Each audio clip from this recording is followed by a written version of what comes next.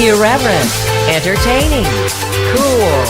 You're listening to LA Talk Radio.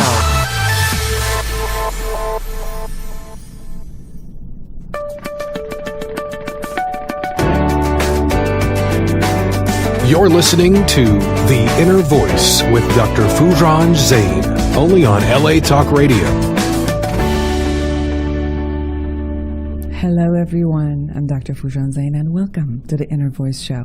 This show is about making a difference in your life so that you can create a free mind and a heart filled with love, and you can create a fulfilling life for yourself and others around you.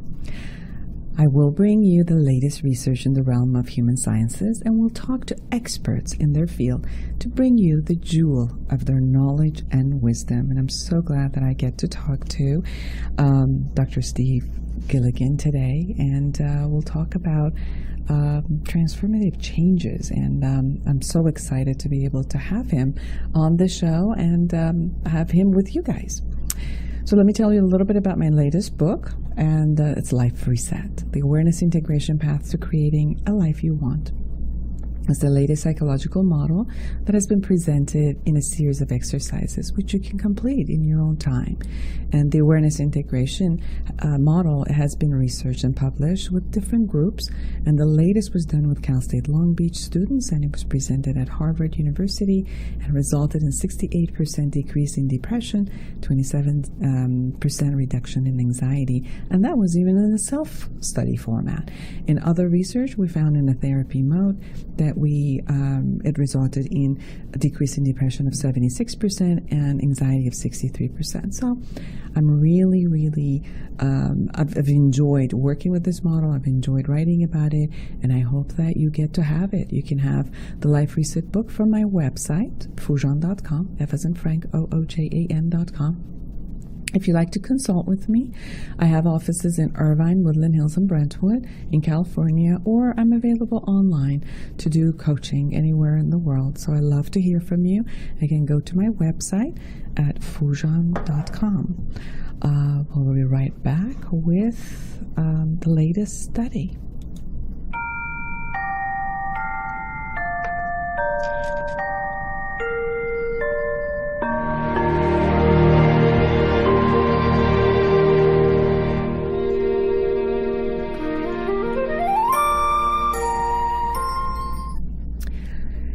So this study, December 4th, 2017, was published in the Journal of Proceedings of the National Academy of Sciences. The study was done in University of Wisconsin-Madison. The study was done on adults who lived high-stress childhoods and have trouble reading the signs that a loss or punishment is looming, leaving themselves in situations that risk health and financial problems and legal trouble.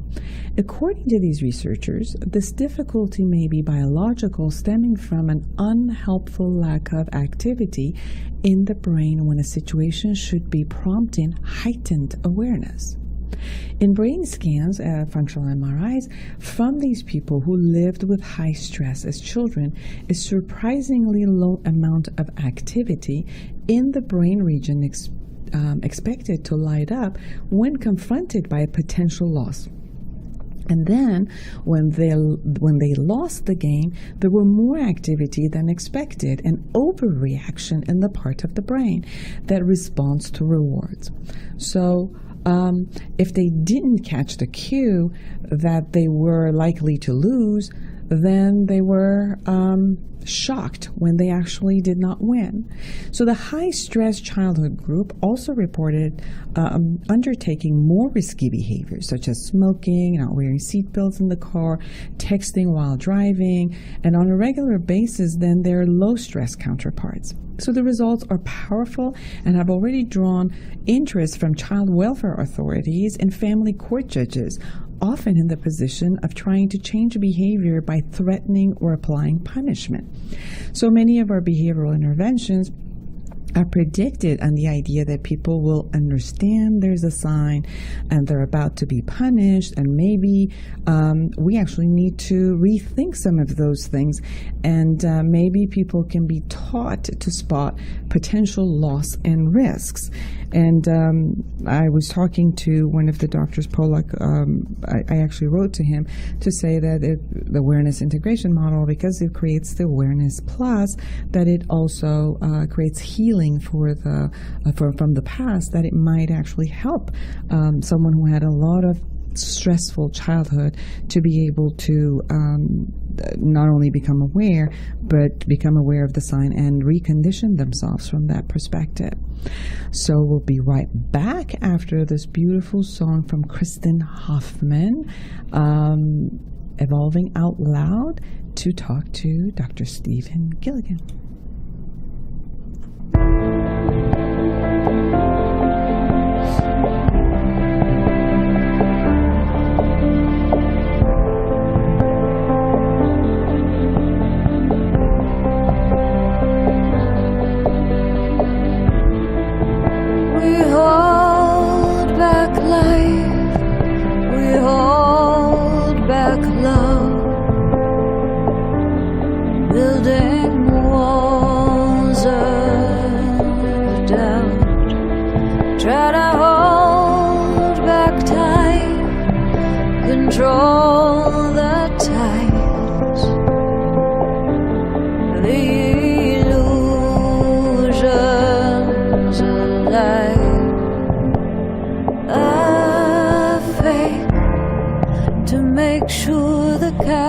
Of the mind don't break.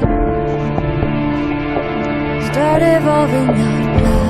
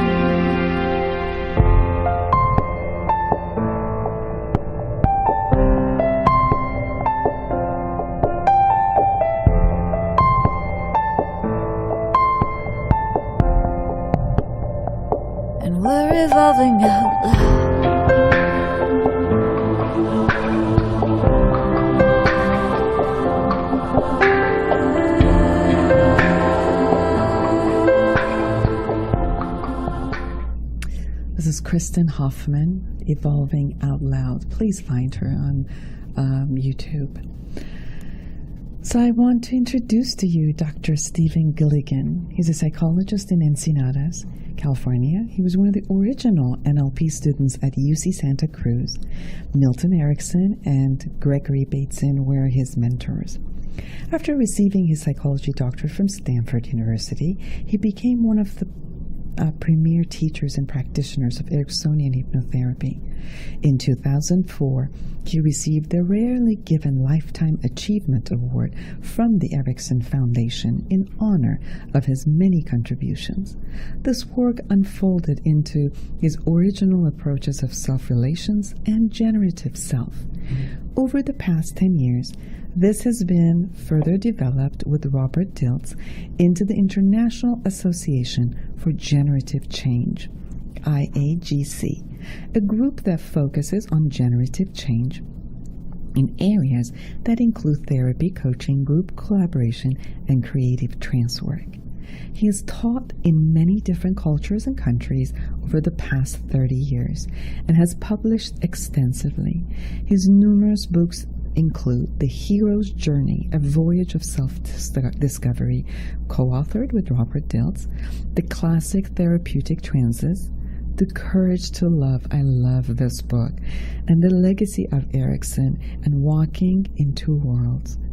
His newest book is Generative Trance, The Experience of Creative Flow, and he and Robert Dilts are co-authors of the forthcoming Generative Coaching. You can also find him at his website, stevengilligan.com.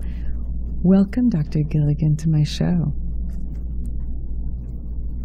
Foojan, hi, welcome. I can. Your voice is very muffled, I'm sorry to say. When we were talking earlier, it was fine. Can you hear me now? Yeah, that's better. Okay, good.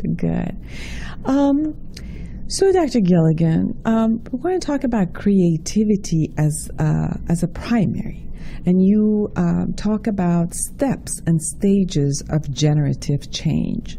So, can you tell me what generative change means? Can you define that for me?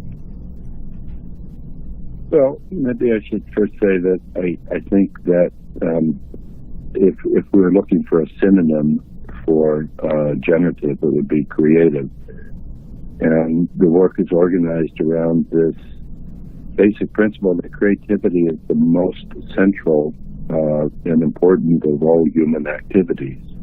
We are the creatures that construct reality, and so we can construct those realities unconsciously, mindlessly, negatively.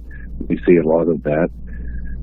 We can also construct those realities in ways that open up possibilities beyond what we've ever done before. So the notion of generative change is being able to create a change that takes you a little bit further than you've gone before. And you say that creativity is a conversation.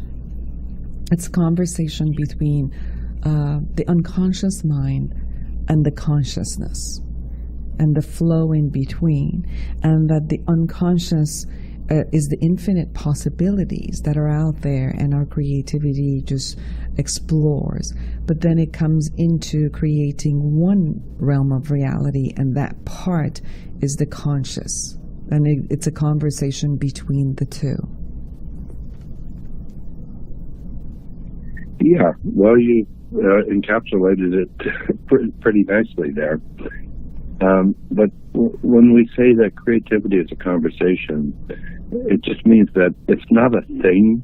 It's not something inside of any word or any space or any truth. It always comes when there's a connection that's moving across different truths, different types of experience, different types of people, so forth and so on.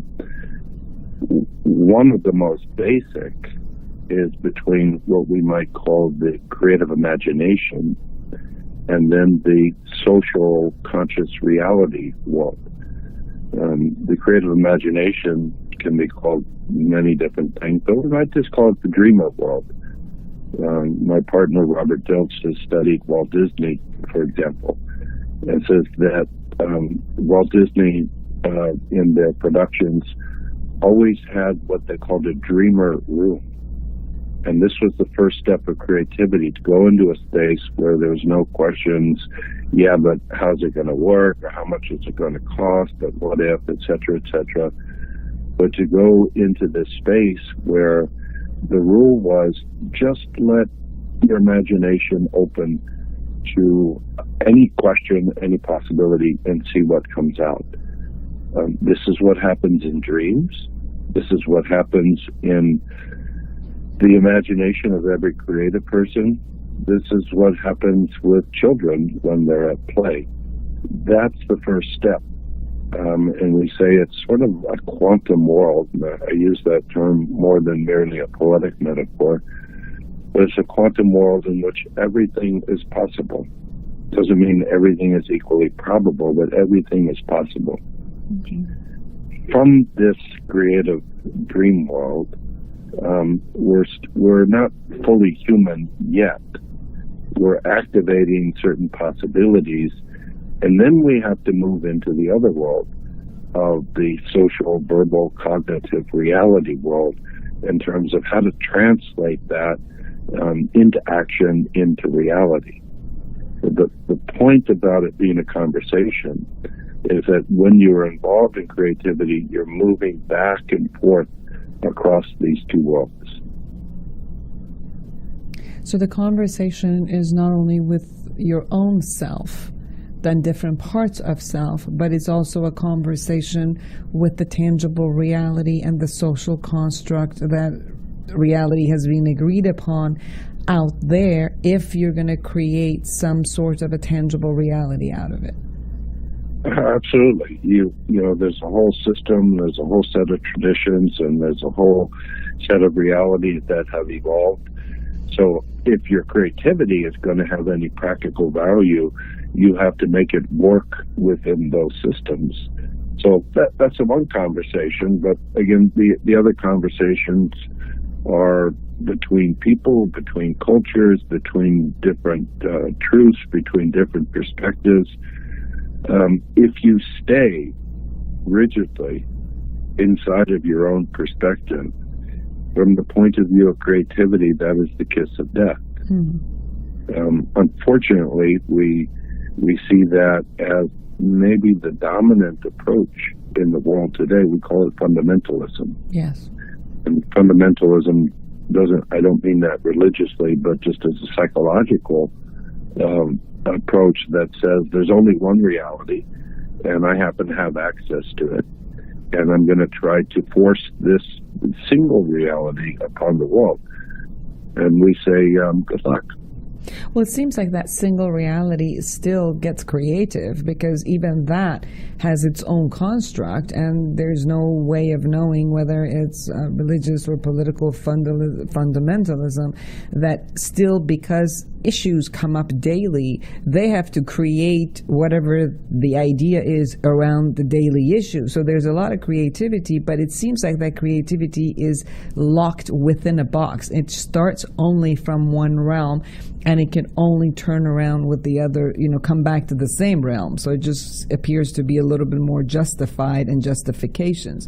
But the generative creativity that I'm hearing you talk about is going beyond those boxes, not having a lead to. It's not like there's a start from and there's a lead to that you got to come back. You just go around until you come back with getting creative justifications around it. But you're talking about opening all of these realms and just allowing a newness, a generativity of unfolding something beyond what is, as far as the imagination goes. And with that, that's right. That's creative development and creative growth. Is that you're always pushing the envelope, and you're always moving a little bit further. And so you have to have what both science and meditation share as a core value, which is this deep, healthy skepticism about whatever you think is reality. You've got a map, it's a working hypothesis, so to speak, And then you act in the world and see what happens. And you get all sorts of feedback. And if the feedback that you're getting is this isn't working, or you've got a lot of people who are really upset with it, then the question is it time to adjust your map, to adjust your particular reality so that you can take in that feedback and be able to keep moving in a creative way? Mm-hmm. That's what people don't do when they're stuck inside the box. It seems like although there is a joy in that trip, it appears that there's also a lot of anxiety where they have to go beyond the original box. It's as if they have to lose something in order to gain something. They have to lose some sort of a familiarity in order to gain the joy of openness. That's right. It's scary. You have to learn to tolerate not knowing in order to be creatively confident.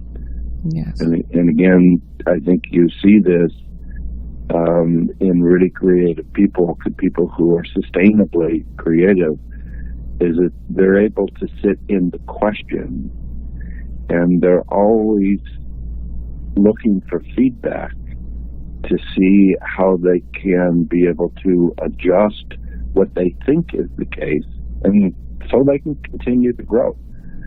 So that anxiety, if it leads you to kind of go into shutdown or rigidity or my way or the highway, that is the source of violence. That's the source of just getting lost in your own morass. And so, the first step in the 6 steps of the creativity model that we're working with is find a place to feel a sense of open confidence, to feel grounded, to feel centered, to feel fair, to be positively connected, and to be hospitable to what is around you. We call that the coach state. That's an acronym: centered, open, aware, positively connected, and hospitable. And we say that's sort of the ground for being able to operate in some sort of sustainably creative way. So that could be through meditation, that could be creating a safe place and being with yourself, or being in a group or one person or a group of people who create that space for you. There's an infinite number of different ways. So one of the practical questions that we ask in this work, in terms of this first step of developing what we're calling a coach state, is when you need to connect with yourself, what are the things that work for you? So you just realize I've been working 40 days and 40 nights, so I need a little break. What do you do? What are your sort of basic resourceful activities? And what you hear is really simple stuff, like I go for a walk, I go sit at the beach, I talk with some friends, I meditate, I listen to music, I do reading, etc., etc., etc. So most people have those in their practices, at least informally. I would note that because this is a psychobiological need, you have to be able to turn the computer off, so to speak. If you don't have ways to do those that are positive for yourself, you're going to be very, very prone to addiction. Mm-hmm. We see addiction as a way that people are trying to find that sort of safe, warm, open space that is a psychobiological necessity. Yes. It's their need to connect, but because they don't know any other healthier way to do it, they go for a quick fix to connect with themselves. Yeah, you've got this, let's say, sort of the lower consciousness need for safety, for connection, for going into this state of sort of what we're calling the coach. And then the question is whether your social cognitive self can recognize that and make sure that that is done in a humanizing way, And if you can't do it for yourself, it will be done without your presence. And that's what we're saying an addiction is. Right. Right. And then after connection, it seems like there's a intentionality that needs to be set. So tell me what you mean by intention and setting intention. Well, if you think about these two worlds that we were just briefly touching upon, this sort of creative quantum dream world where everything is in this unified wholeness, and then this social reality where you have specific things, you go from infinite possibilities to one specific actuality, then the question is, how do you set your consciousness so those infinite possibilities get translated into a particular reality? And one of the most important ways is intention. You know, what you hold as your values and what you hold as your intention is a sort of a driver or a coalescing point through which this quantum field collapses, to use the quantum language, and becomes a particular reality.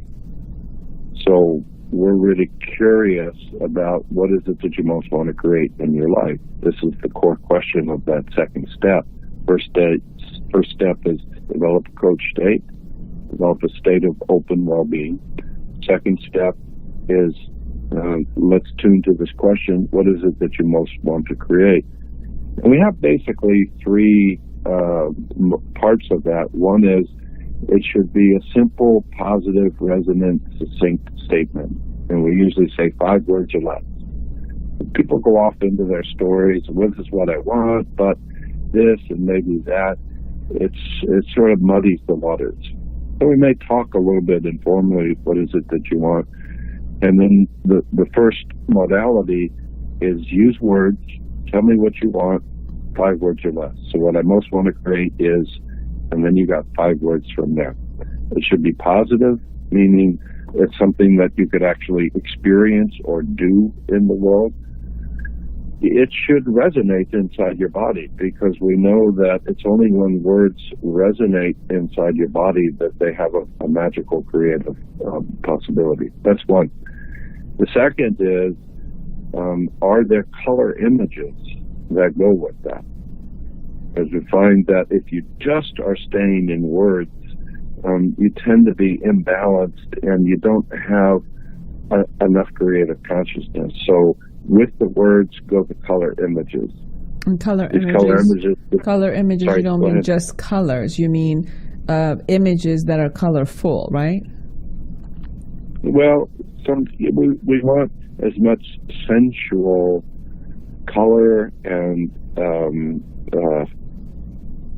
brightness to it as is possible, because you tend to get, I think, a little bit more power with that. Mm-hmm. Some people have said that, you know, the main food for the soul, the creative soul, are color images. That's how we used to tell stories. Now, unfortunately, we get it from watching TV, which is brought to you by corporate advertising. Mm-hmm.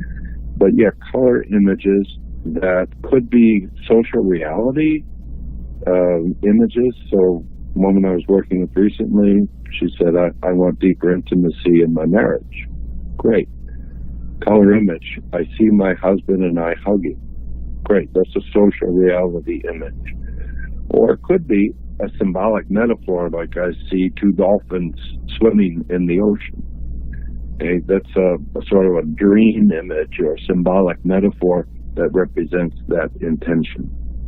And then third, and really importantly, we want it somatically embodied. Everything in your mind is a rumor, just a sort of a fantasy until it becomes embodied. So the third modality in that intention is, if you could show me through a body posture and a simple movement what that would look like, what would that be? And we're not asking people to think in their head about it. We're asking them to listen and invite their body to be able to show them this particular image. So those three modalities, the simple, positive, succinct words, the color images, and the somatic representation are what we think of as the well-formedness conditions for a creative intention. What is interesting is, as you were talking about the somatic experience, what I got is we talk a lot about somatic experiences in a negative mode, such as when we have pain or, there's a trauma and that we shift the trauma. And the trauma is in a way in our body that needs to be released. But the beauty of what I hear from you and from NLP is that also the positive states can be embodied and conditioned within our system. And as we are conditioned into the system of our body, then that by itself can also constantly regenerate the same state that we're trying to create, right? Absolutely. I mean, I think that one of the worst things that psychology in general and psychotherapy in particular has done for the general public is they put primary emphasis on what's wrong. Mm-hmm. Primary emphasis on where's the problem. And if you're focused primarily on the problem, you will tend to get more of the problem. So that first step of the coach day is sort of, let's push the reset button. Let's not talk about what you want when you're trapped in a problem state in your body and your cognitive thinking and your images. Let's clear out first. Let's relax, let's open up. And then let's stay with the positive creative forms as the deeper level for the conversation. And, it's easy to see. I usually show people this. If I'm sitting with you and I'm sitting slumped with my arms crossed and saying, I really want a more intimacy in my marriage, it's going to be hard to get there if my body is organized like that. That's an opposing message. You, for example, just a slow opening of my arms, like opening to being receptive or something, then the conversation that we can have about how to achieve that is going to go through different filters and it's going to produce a different result. So, yeah, we always want to stay with the positive as our fundamental base. So first, open a field of centeredness, openness, becoming aware, connected, and hospitality and holding. And then set intentions and the goals in a way of words, statements, visual, which is the colored images, and the somatic, embodiment with a posture inside your body. And then you move into a developing a generative state. Could you explain generative state?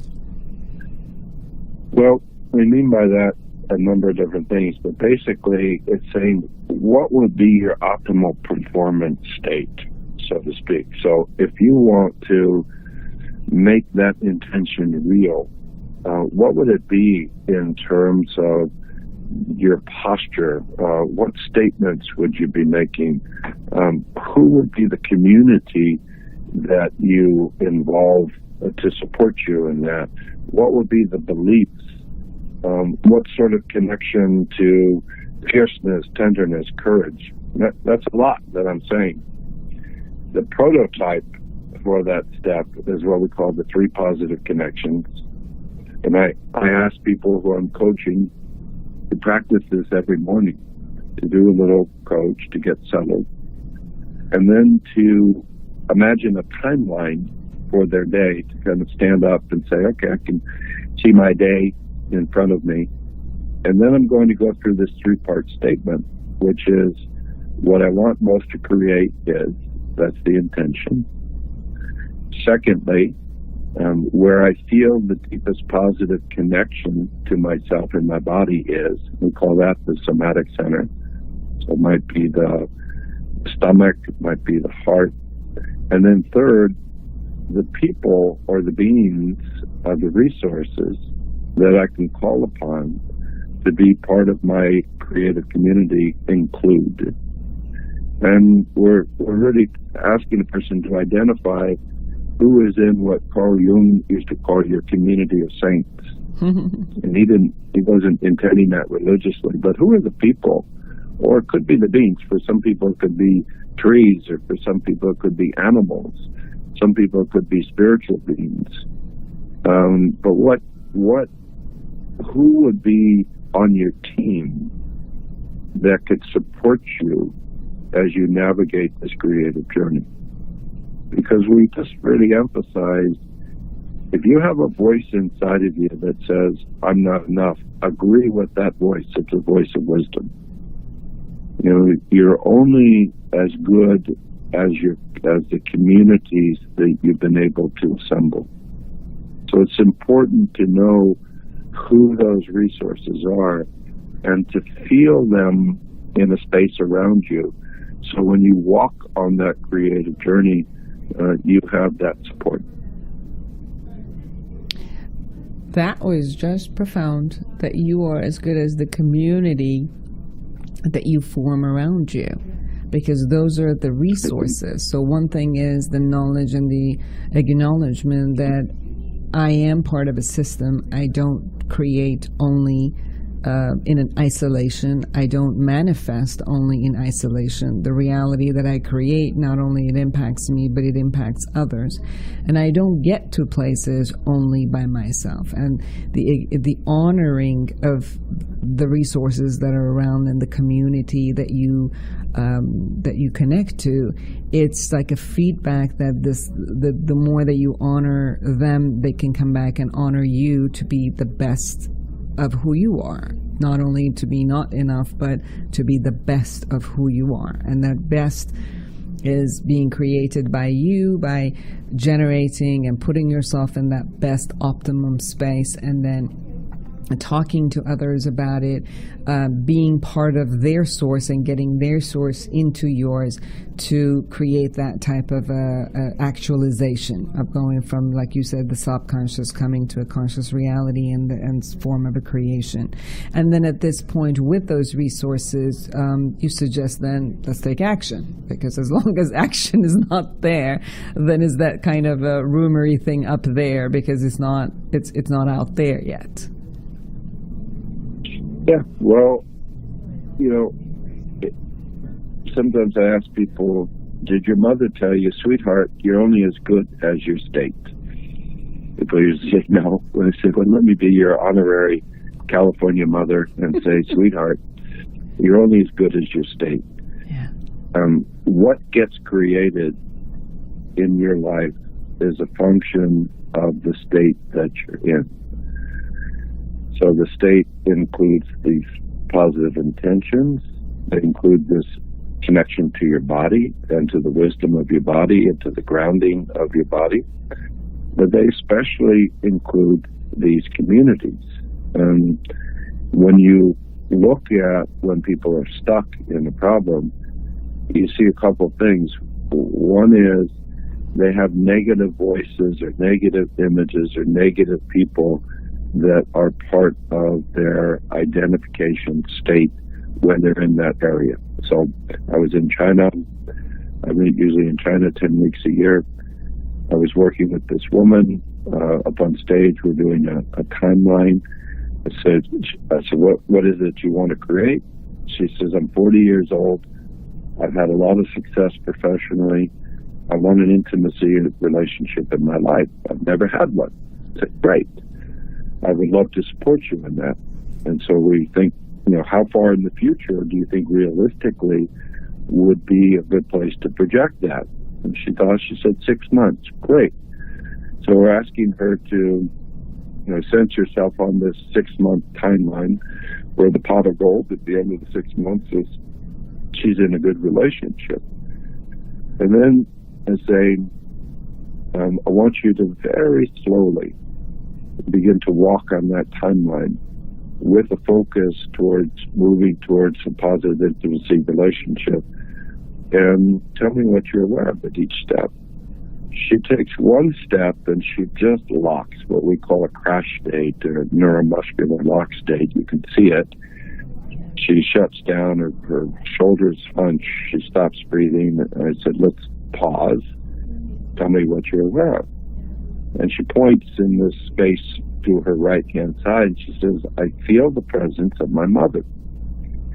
And my mother is saying to me, don't ever, ever, ever trust a man. He will take everything from you. Wow. This is what had happened to her. She loved her daughter. She didn't want her daughter to go through the same thing, so that was her best way of giving advice to her daughter. Yeah. But now that negative message from her mom is part of her field self. It's part of her community, if you will. So every time she goes towards intimacy, her mom's critical voice shows up.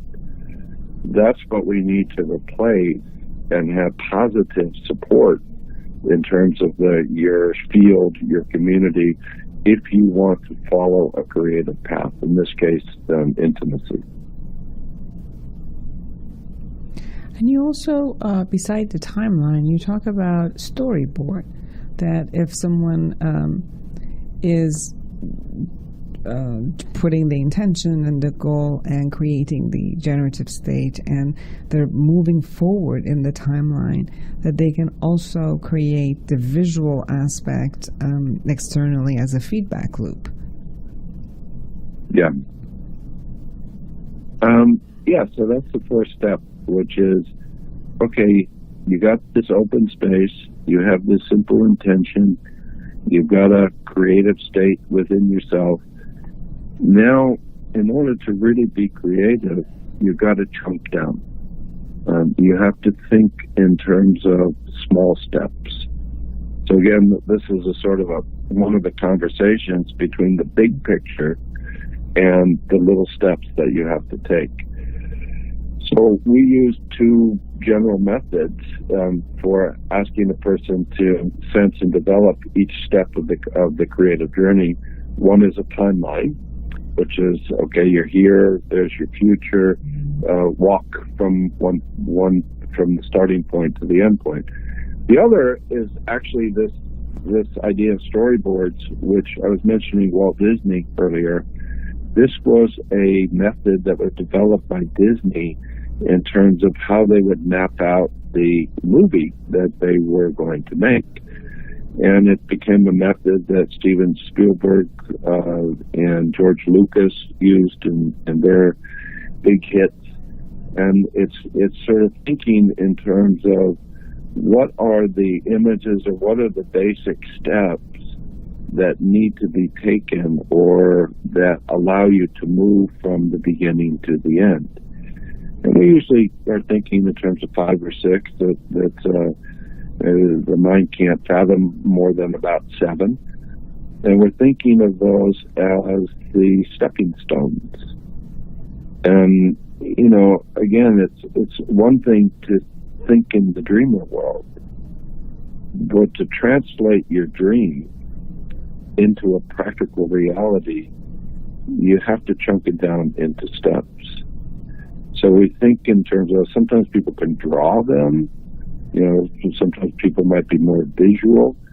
Sometimes we lay out, you know, pieces of paper and have that first step, that second step, and write down what would I be doing here, what are the sub goals or the sub parts of that, so forth and so on.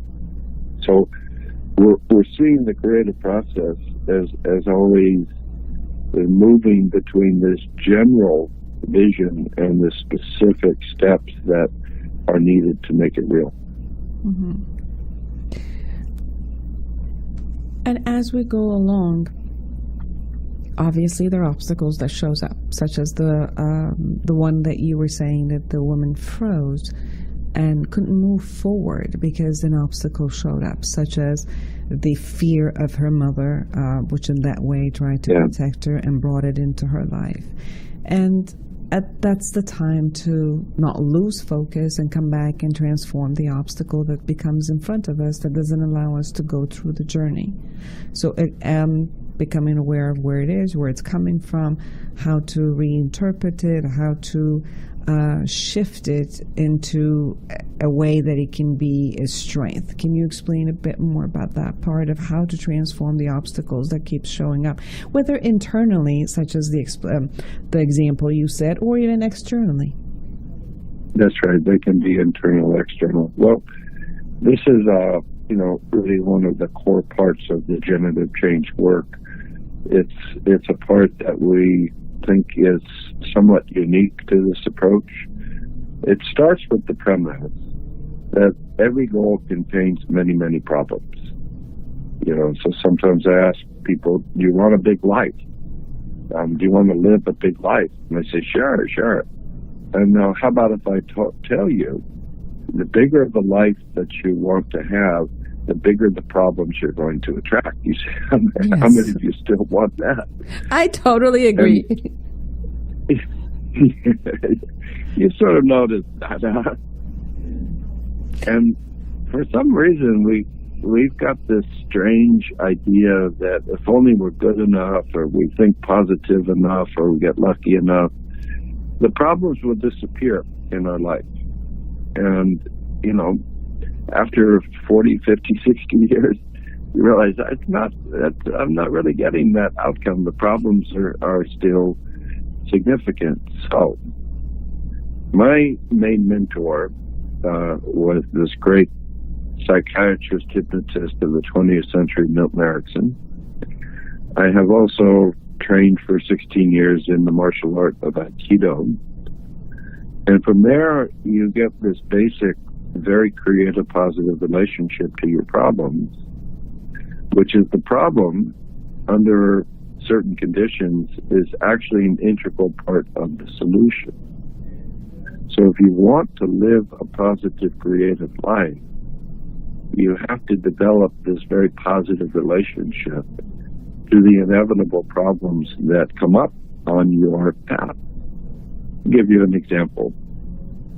Somebody I was working with in the summertime said, listen, my father died suddenly at 73 years old. I think she was like 50. And he was the most positive person in my life. He was the one guy that I could count upon. He was so loving.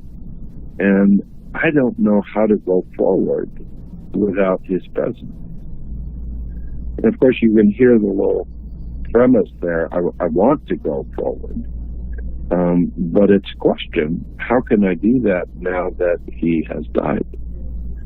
So I asked her to get into coach state, remember a time where she felt positive, connected, and then set her intention. I want to feel how to take my next step now that my dad is no longer with me, and see what shows up.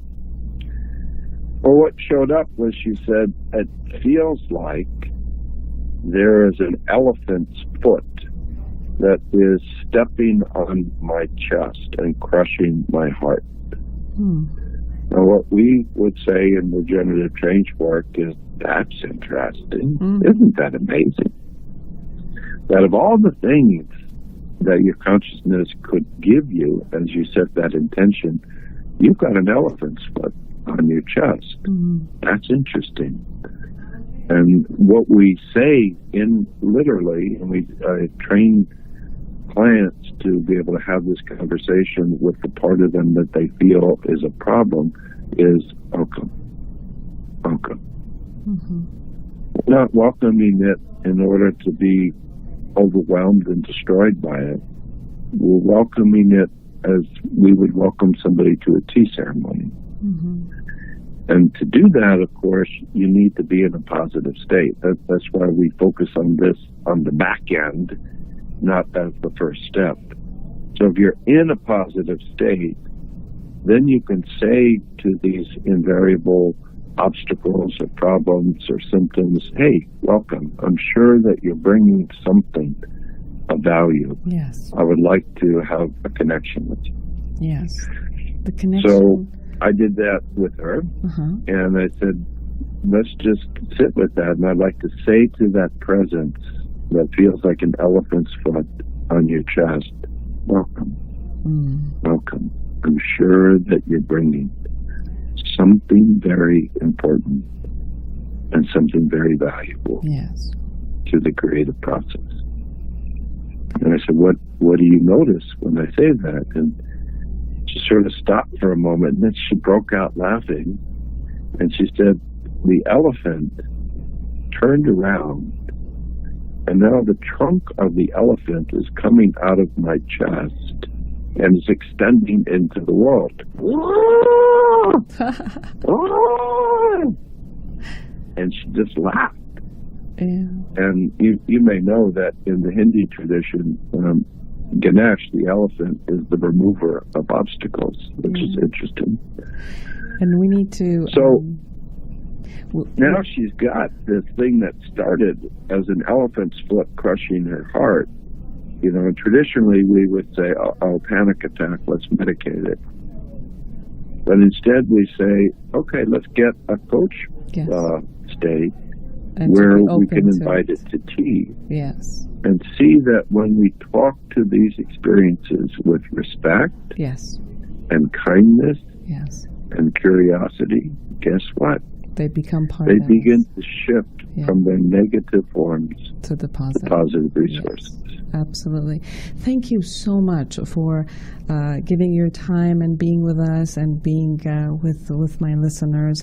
I always learn a lot from you. I'm looking forward to seeing you again at the Ericksonian conference, and I always become mesmerized by the way that you work with people and you allow people to be in this generative and honest and open and beautiful, positive space of total respect to human being and humanity. And I thank you for offering this to all of us. And I hope that you come to my show again, and I get to see you in a couple of weeks, and hopefully we'll set up more of these conversations. So thank you so much.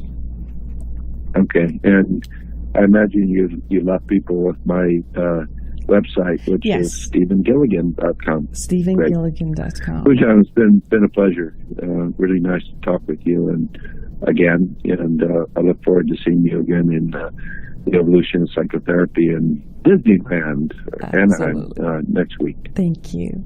And for all of you, thank you for listening with your heart. And if there's any questions that you have from me and for all of our experts, please go ahead and go to my website, Foojan.com, or email me at FoojanZeine@gmail.com. Until next week, take amazing, amazing care of yourself. Create a wonderful world for yourself and all others. Bye-bye.